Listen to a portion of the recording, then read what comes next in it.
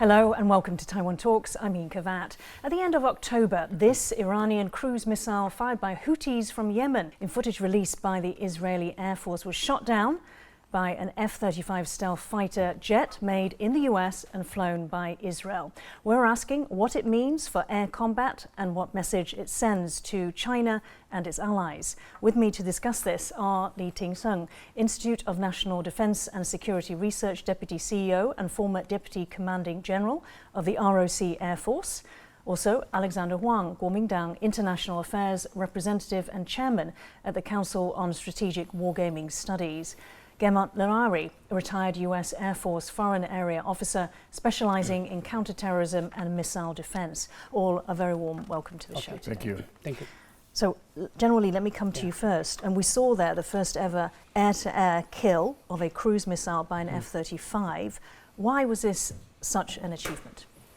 This is a very successful intercept. If you are a pilot, you want to intercept cruise missile, you have the process. First one, you want to find it. How you can find it. Second, you want to intercept. Third, you want to destroy.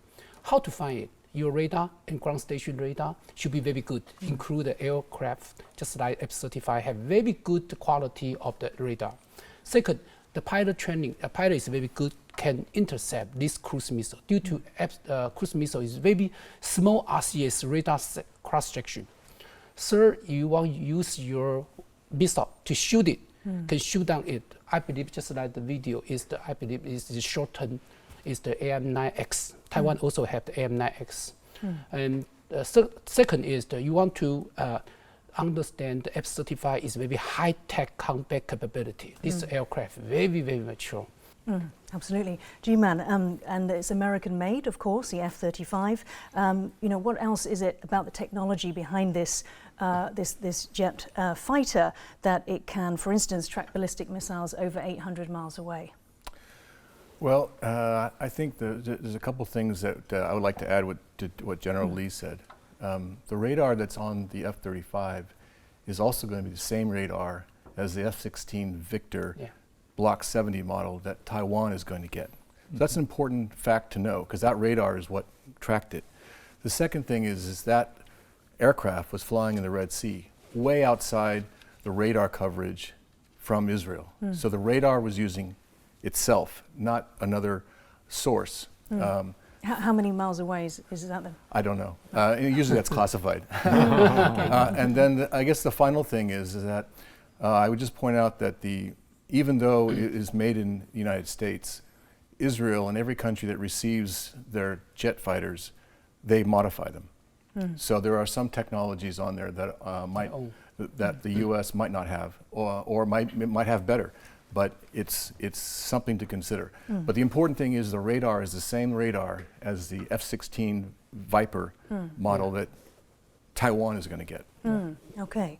Let's come back to that later. Alexander, the US is deploying at its Kadena Air Base in Okinawa a whole batch of new F-35s. So what does this do to the balance of power in the Pacific?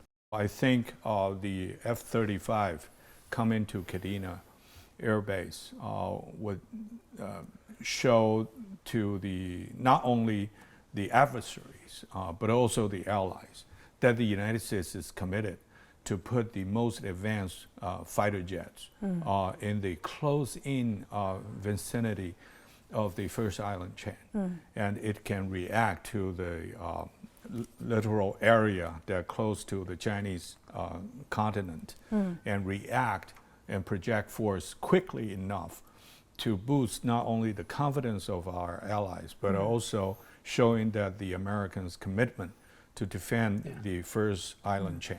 And Taiwan? Yeah, Taiwan, Taiwan. Generally. So can I say more about the Kadena Air Force Base? At least 5 fighter squadron there, deployed there, include the F-22 and F-35 and F-15. This is the different US Air Force deployed here. This demonstrates very powerful in this area, especially in the East China Sea, and coverage all the Taiwan ADIZ, include all the fighter pilot to location here is airfield. So we should be very strong belief that they can powerful and contest this area. responsibility. Yeah. Jim. I would also mention that the F-35s are also on the carriers that are nearby. So that's another way of demonstrating U.S. military power. And also I would mention too that in the northern part of the Philippines, the U.S. military and the Philippine government are also building airfields to support those kinds of aircraft in case of war, God forbid, but they become alternate places to conduct war. So I want to pick up on the fact that we've spoken about Japan using F-35s, and in May this year, Taiwan attempted to buy F-35s from the US, but it was refused. We know that Japan, but also Canada, Australia, South Korea, Singapore are all buying and flying F-35s. G-Man, you mentioned that the radar system is the same on what Taiwan currently has. So why? No, we'll get. Oh, sorry, we'll get the upgrade to the current F-16s. Yeah. Okay. So why does Taiwan want to get the F-35s specifically? What incidents, what scenarios does it require the F-35? And also, what's the reason for the US's refusal? There are technologies that the U.S. government doesn't share with different countries. For example, the F-22 was never sold to any country. Only the U.S. Air Force has the F-22. So there's certain countries that they have, let's say, a closer relationship with, and there are countries they have less close relationship with. So the F-16 Victor model set Block 70 is going to also be sold to not only Taiwan, but also to Bahrain, Bulgaria, Jordan, and Indonesia. And Indonesia spent $22 billion on this air deal, which is more than Taiwan's entire defense budget for the year. And the other thing I think is important too is the F-35 is very expensive, almost 3 times the cost of an F-16. So, by focusing Taiwan on the newer F-16, which is considered 4.5 generation, not 5th generation, not 4th generation. And giving the additional capabilities, not only the radar, but the IRST, which General Lee mentioned.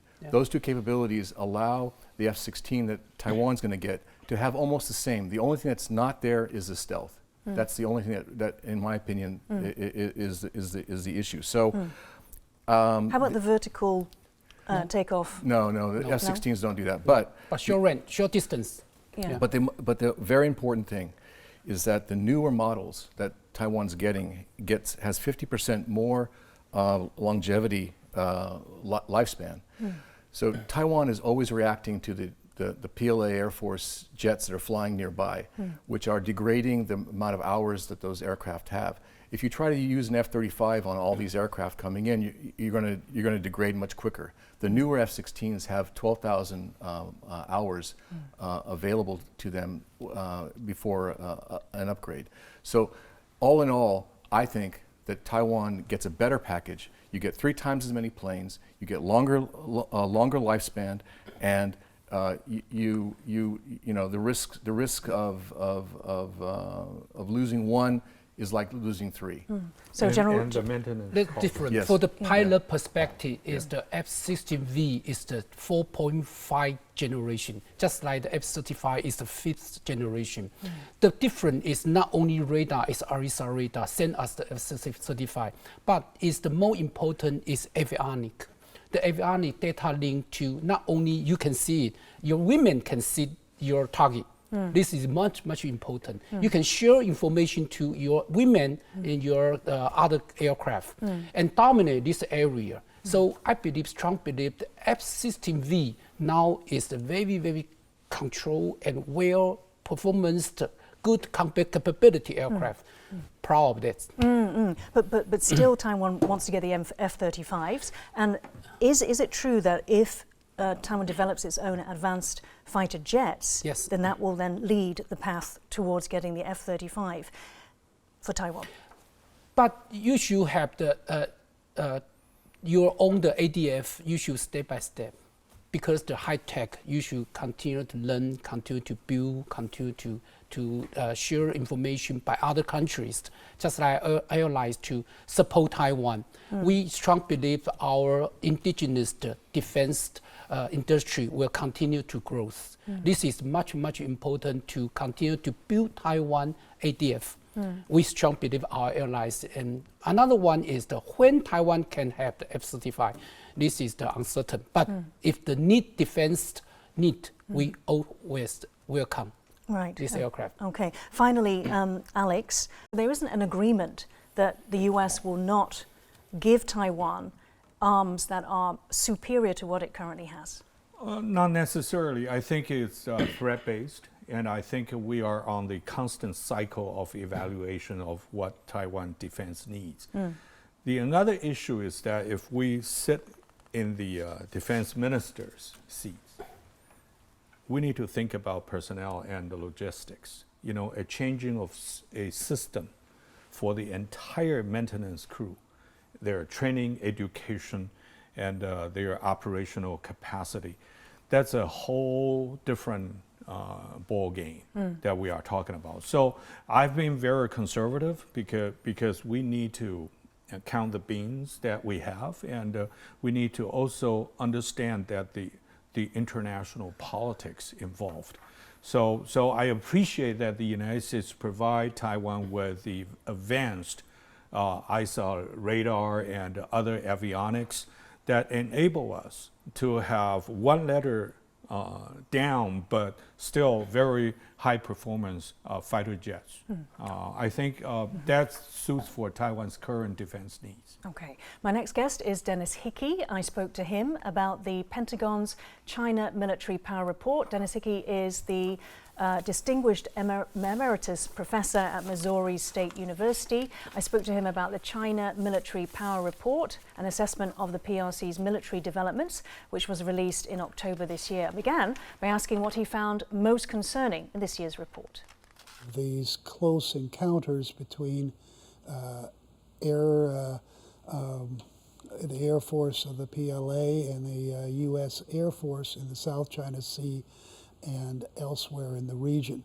It's very dangerous, and it could lead to an incident, as the U.S. government has said, that might lead to conflict. So I'd say that's the number one thing that surprised and concerned me, because they used to not have that. That has gone up over the years, last couple of years, from incidents, you know, at a low level to almost 200 since then. Yeah, they said that the 180, which Yes. is more than the preceding 10 years. Yes. Yeah. So that's very dangerous, not just in the sense that you could have an accident, but in the sense that you get people's adrenaline running. You get pilots who, I mean, they're human, whether they're the Americans, whether they're the mainland Chinese, and they can get angry and things can get out of control. Why do you think China is doing this? Well, they apparently, according to the report, this is coming from up high. In other words, President Xi has ordered this. And so you get into his motivations as to whether this is to serve as a warning, or if this is that you know, a measure to show that China is a lot stronger. Now, from their perspective, they say the U.S. flights have increased and they've become more and more provocative. I think that may help explain why recently they've been flying off the coast of Alaska for the first time ever. And the American people are very alarmed by that.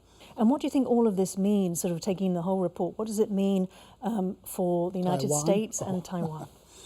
For the United States, it means that things are changing. It means that I think we need to start using politics more than yelling at each other.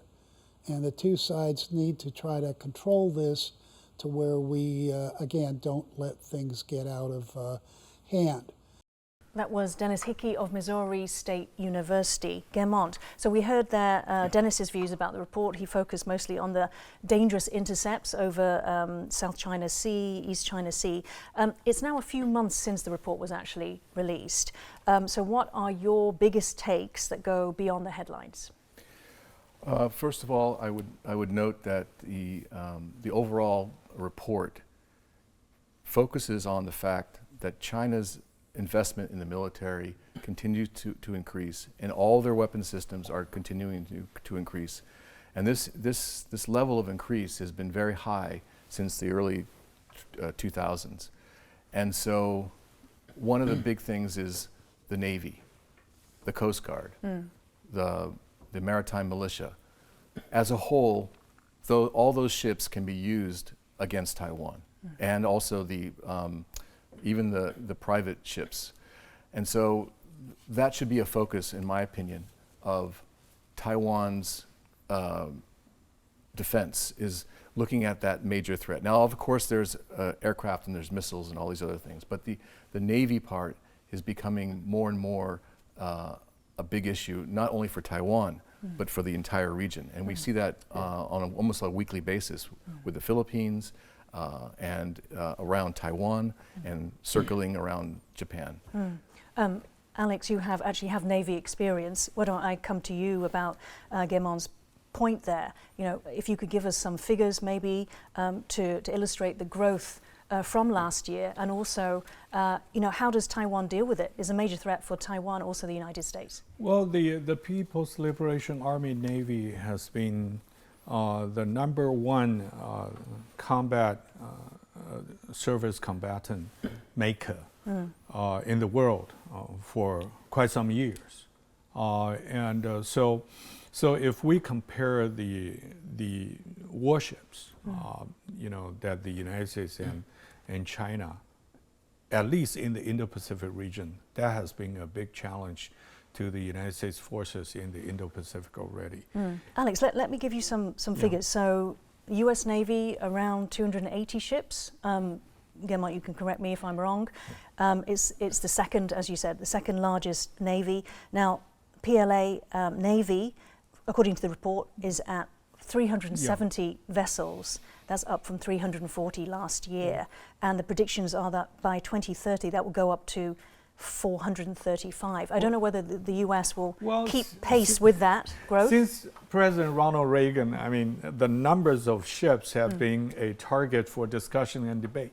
I think the United States ships had two things. #1, the plus is that their experience and their advanced technology equipped with the American vessels.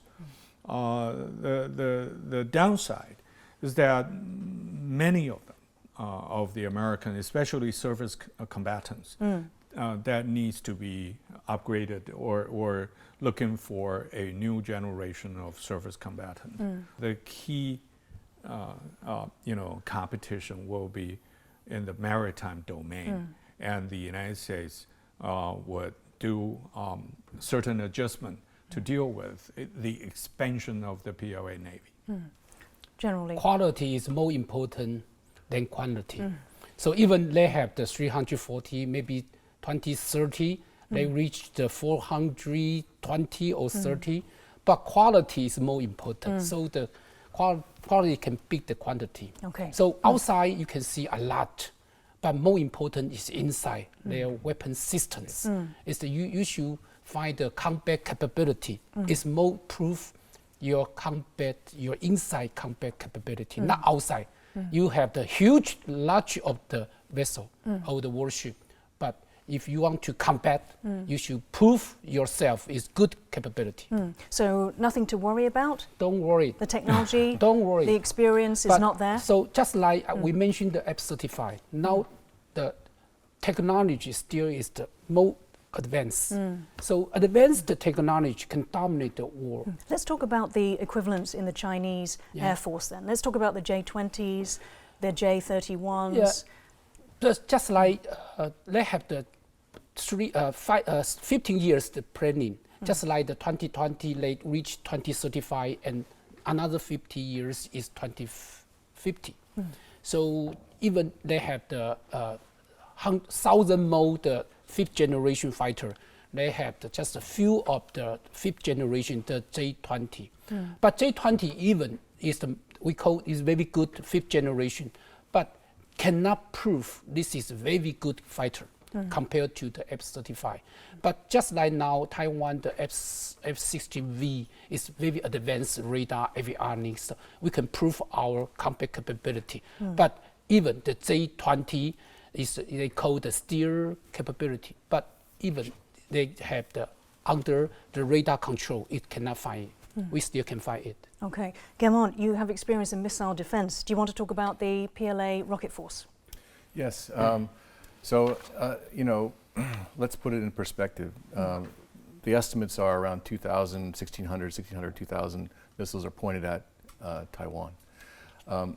During the last exercise in August of 2022, the PLA launched 11 that were recorded. The interesting thing about this story is that before this exercise occurred, they announced that they were going to launch 16. So what happened to the other 5? Approximately a third. So some people say that those third were misfired, didn't work well, and maybe that's why the Rocket Forces commander was disappeared. So you're saying quality over quantity Yeah, again? reinforcing his notion. So if you bring it down to, let's say, 1,200 missiles, Israel has experienced over 12,000 missiles being fired at it. And luckily, they have a missile defense system. Taiwan also has a missile defense system. And so the numbers start getting better and better and better for Taiwan. So even if, let's say, half those 1,200 missiles get through, Taiwan's a big island. And those missiles might not even hit the target. So I think the missile threat is important, but it's not devastating. It's not like end of the world type thing. And so because of all those reasons, the lack of quality, the issue of precision, and the issue of Taiwan's own missile defense systems, I think this topic is less of a threat. Okay. Alex, would you like to talk about the fact that there was a new multiple rocket launcher that was used after Nancy Pelosi, former House Speaker's, US House Speaker's visit in August 2022. It's capable of striking Taiwan from China with a 500-kilometer range, and this changes the role that the PLA Army would have in any contingency. Well, the jury is still out there, one area. I think the Chinese military power report this year also highlights the growing arsenal of their nuclear capability, the new missile forces, ICBMs. Because China, if we count the numbers, China has no match with the American or Russian, the ICBMs. But given the fast pace of the increase of the Chinese inventory of their long-range, missiles, that brings up a concern whether the quantity will give the incentives to the Chinese military authority to change their strategic doctrine.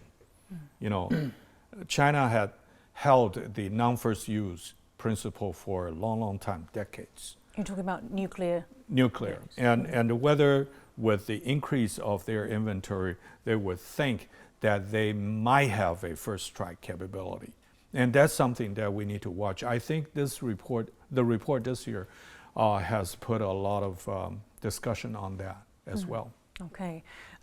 Final thoughts, General Lee. So what does, the CMPR 2023, what does it mean for great power rivalry? We should don't too much worry, but we should aware of this situation. Especially they have the first island chain to reach second island chain and third island chain. Now their rocket force, just like the DF-21, and they just reached to cover all the first island chain. There the DF-26 can cover to middle, just the second island chain and first island chain middle.